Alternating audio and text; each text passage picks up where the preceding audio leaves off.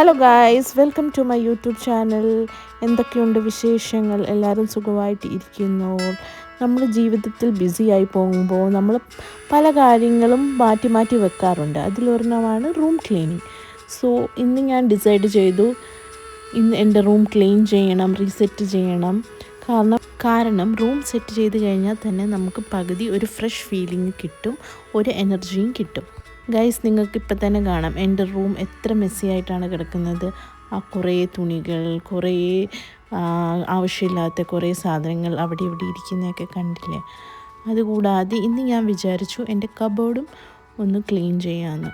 കാരണം കബോർഡ് അതിലും full dresses എല്ലാം മെസ്സി ആയിട്ട് കിടക്കുമായിരുന്നു. സോ അതും ഒന്ന് ക്ലീൻ ചെയ്യുന്നതാണ് ഇന്നത്തെ എൻ്റെ ടാസ്ക്. ഫസ്റ്റ് തന്നെ ഞാൻ എൻ്റെ ഡ്രസ്സിങ് ടേബിളിലിരുന്ന സാധനങ്ങളെല്ലാം മാറ്റി അവിടെ ഒന്ന് തുടച്ച് എല്ലാം നല്ലപോലെ ക്ലീൻ ചെയ്തു. അവിടെ ഇരിക്കുന്ന നമ്മുടെ ഡെയിലി യൂസ് ചെയ്യുന്ന കാര്യങ്ങൾ എല്ലാം മാറ്റി ഒതുക്കി വെച്ചിട്ട് അതൊന്ന് ക്ലീൻ ചെയ്ത് കൊടുത്തു ആദ്യം തന്നെ.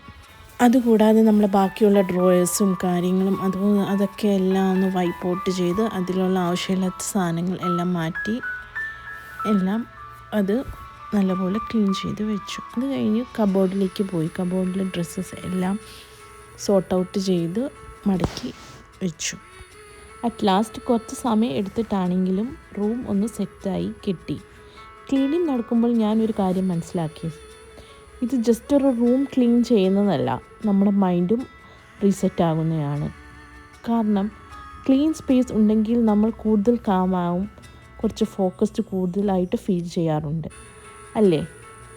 അതുകൂടാതെ ലാസ്റ്റായിട്ട് കുറച്ച് സിമ്പിൾ ടച്ചസും എൻ്റെ കയ്യിൽ നിന്ന് ഞാൻ ആഡ് ചെയ്തു, കുറച്ച് റൂം ഒക്കെ കോസി ആക്കാൻ വേണ്ടി.